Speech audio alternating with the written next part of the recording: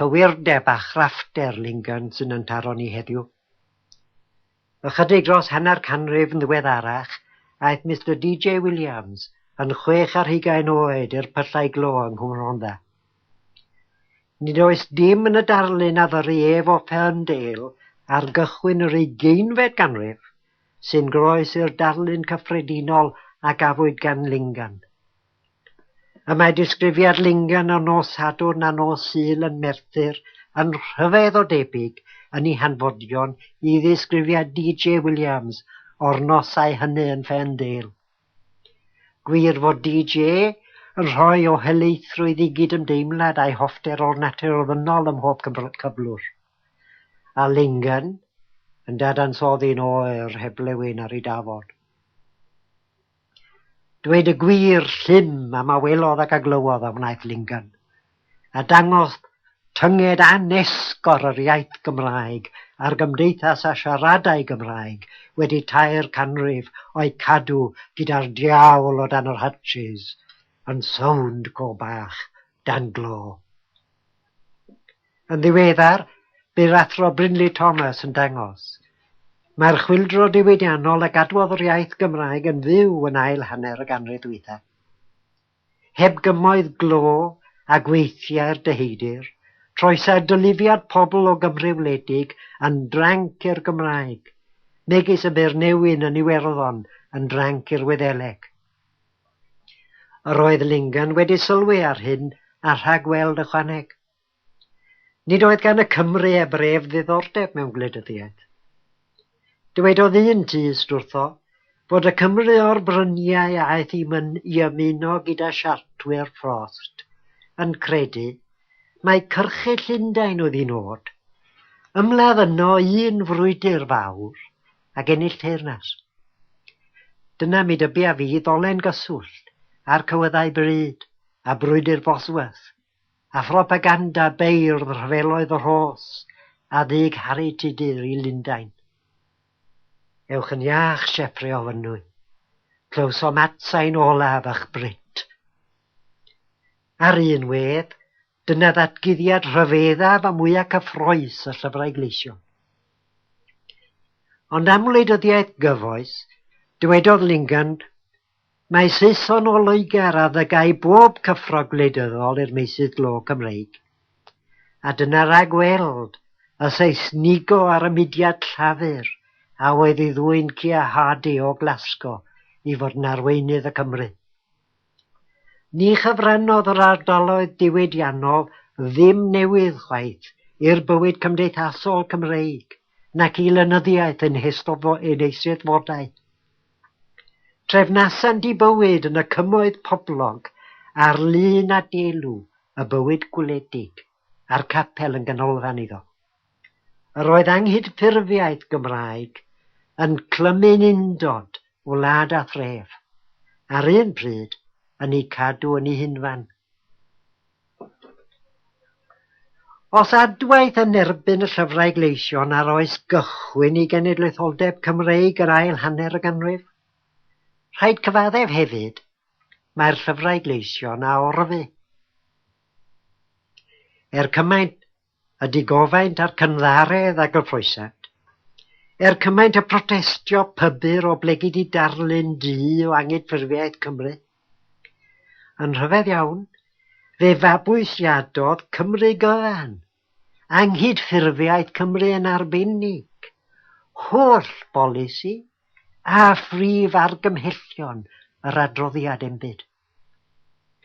Rhoes arweinwyr y genedl yn lleugwyr ac yn weinidogion, i hegni gorau glas, i sefydlu cyfundrefn addysg Saesneg drwy'r ym mhob rhan o Gymru, o'r ysgol elfennol hyd at golegau normal, a 3 choleg prifathrofaol, a siarter prifysgol i goroni'r cwbl.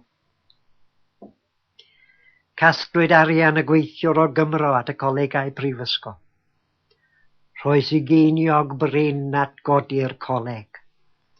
Mwyn i'w fab ei hunan, beidio a medru nac iaith i dad nac astoriau dadau, na gwybod dim am adlais cerddi i ieuenctid pell.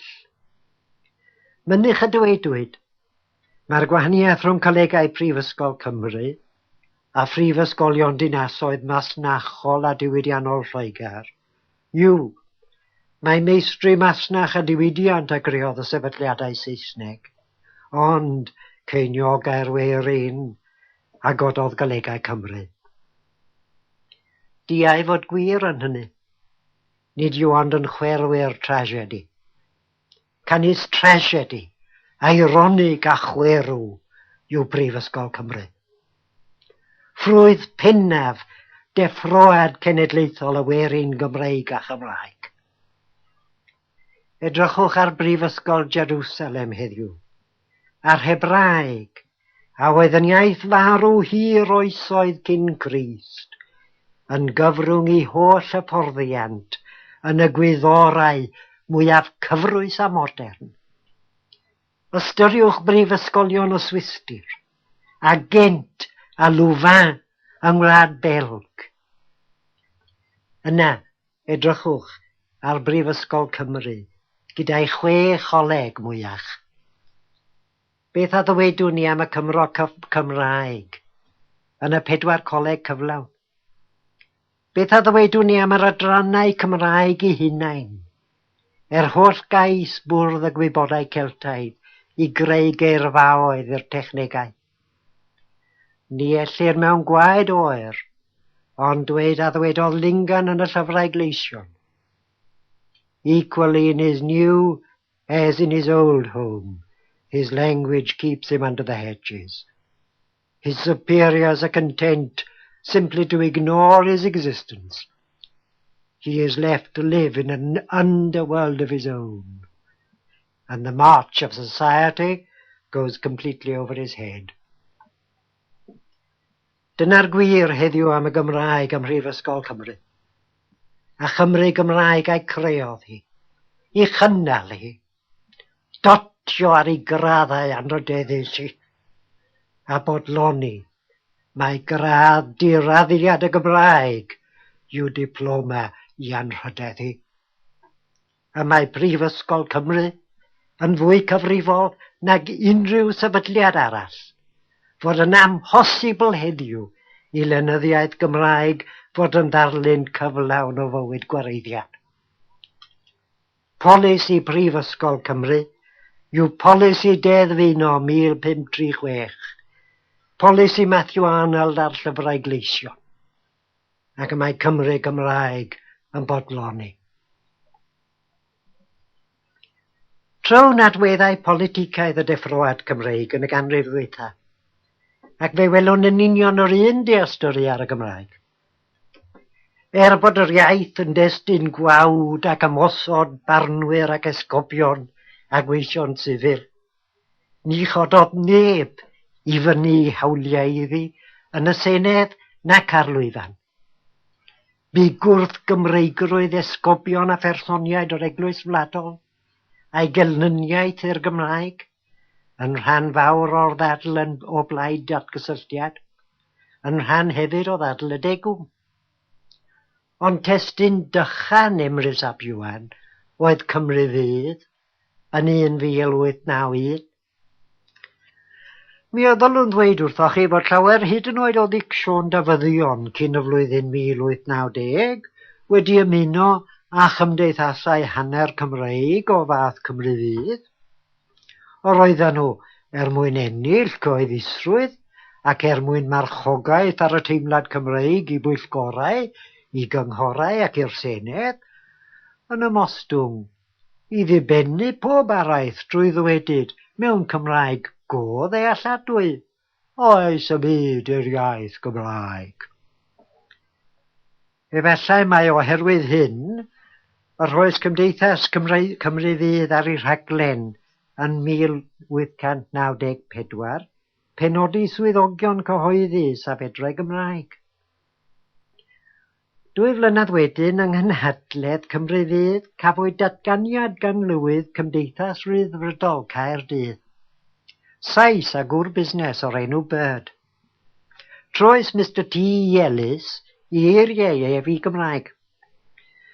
Y mae drwy ddyhebarth Cymru, meddai ef, filoedd ar filoedd o Saeson. Poblogaeth cosmopolitan. Na fydd iddi ymostwng i dra'r glwyddiaeth syniadau Cymraeg. Ar y gair, syrthiodd Cymru fydd i lewig yn y fan ar lle. Yn fuan wedyn, heb ddadebru a heb stŵr, yma dawodd.